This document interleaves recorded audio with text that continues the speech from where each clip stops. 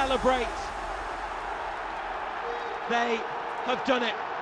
Hi everyone, back to the Evermore YouTube channel. It's Chris back with my rant stroke thought of the day, and it's another entry into the Media Muppets for a certain journalist who's put out the most clickbaity non-article you've ever seen in your life. And it comes courtesy of Martyn Ziegler or Ziegler, however you pronounce that. I don't care either way. He's a tool from the Times who's decided to drag our own Sandro Tonali's name back through the mud after he served a 10-month suspension for his gambling addiction. So I'm going to get stuck right into this. You've probably seen it doing the rounds on social media.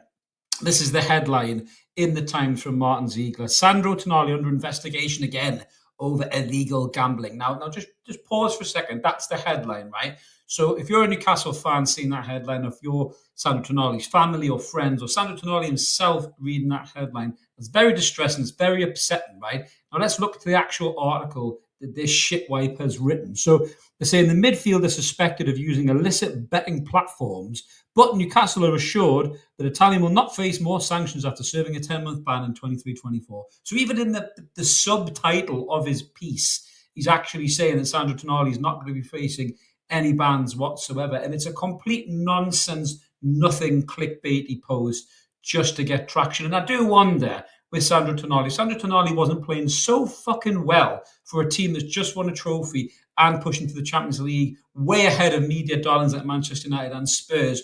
Would Sandro Tonali's name be dragged into the mud like this? I don't think it would. Same with Luis Paqueta as well at West Ham, when he was dragged into the mud as well for his illicit gambling. There's plenty of the cartel top clicky clubs players who have done way fucking worse than this, allegedly, I will say, to cover my arse. And you don't see any fucking articles about them, especially people from North London clubs, allegedly, once again, like I say. But going into the piece itself, so it's saying the Italian news agencies ANSA and AGI have reported that Tonali and his fellow Italian international, Nico, Fagioli, who plays for Fiorentina, are amongst dozens Serie A players suspected of using illicit platforms, but thought not to be betting on football. So again, the whole context of wrapping this up into football, what are they betting on? Are they betting on the UFC? Are they betting on golf? Are they betting on boxing? Are they betting on cricket? Are they betting on fucking tiddlywinks, right? What the fuck does it matter to football? What is the point in dragging all them players, not just Tonali, the rest of them as well, into the fucking limelight once again? You know, now Sandro Tonali obviously has served this time. He admitted that he had a problem, right? And I admit, going back then, you know, before someone jumps in the comments and says, oh, Chris, you said this.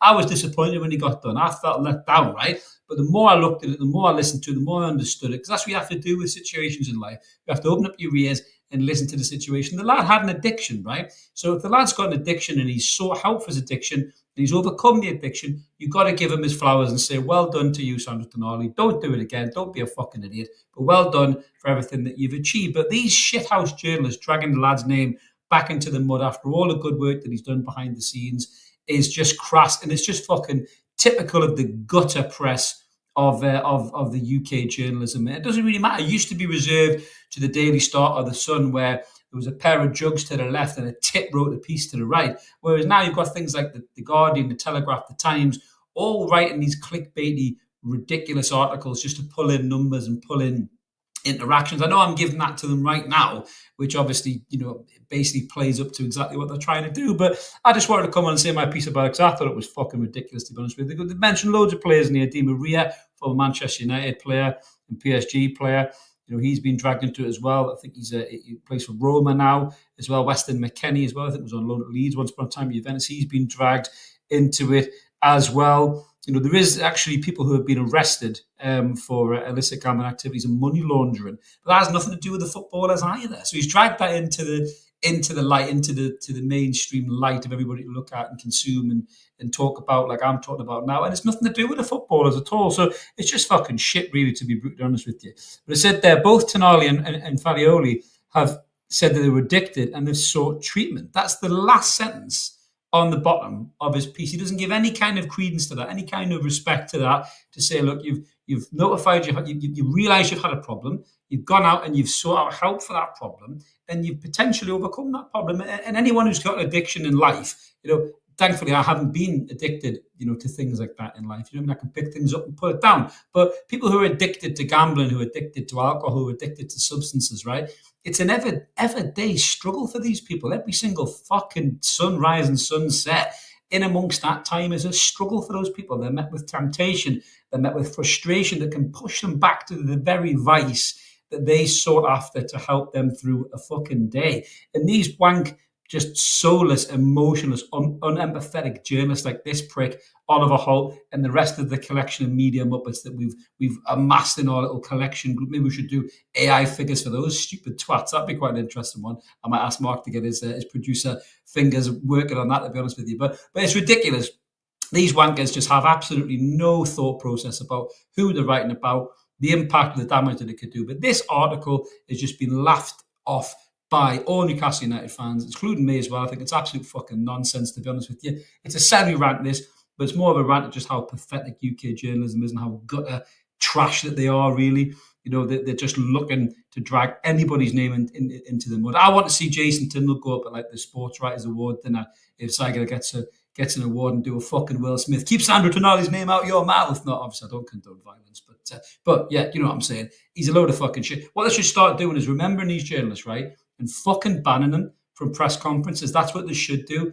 Ban these journalists, these shit-stirring, shithouse, twat journalists, and ban them from press conferences and say, you wrote that piece, fuck you. Jurgen Klopp did it quite a while ago. I think he didn't answer a question from The Sun because of the way that they disgracefully besmirched the name of Liverpool fans of the Hillsborough disaster. You know, I'm not a Liverpool fan, but that was disgraceful and horrendous. And fair play to Jurgen Klopp when he did that. Managers should do more of that. They should be saying, fuck you, you wrote that shit piece. You tried to drag Sandro's name back into the mud after all the hard work he's done. Fuck you. Eddie Howe's a bit too articulate and kind of nice and has decorum to do that in a press conference. Someone like Jose probably would tell the fuck right off. I'm not saying I want Jose, by the way. Calm down. Don't go mad in the comments. I'm not saying Eddie out. Relax. I'm just saying that Eddie's a bit too calm and relaxed and professional and proper to do that type of a thing. Tyndall might do it, to be fair, because he didn't give a fuck. But yeah, I thought it was a ridiculous non-article. But welcome to the Media Muppets, Martyn Ziegler. I don't even know if he's been there before, to be honest with you. He probably has. But make your home in the Media Muppet suite with the rest of the bell ends, because you deserve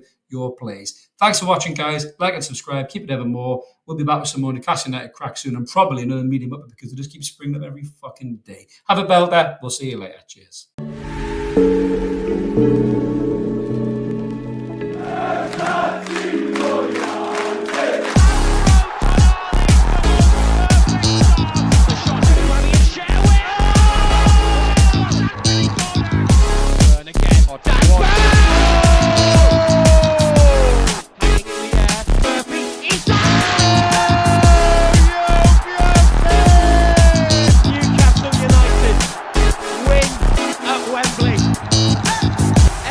Heroes celebrate.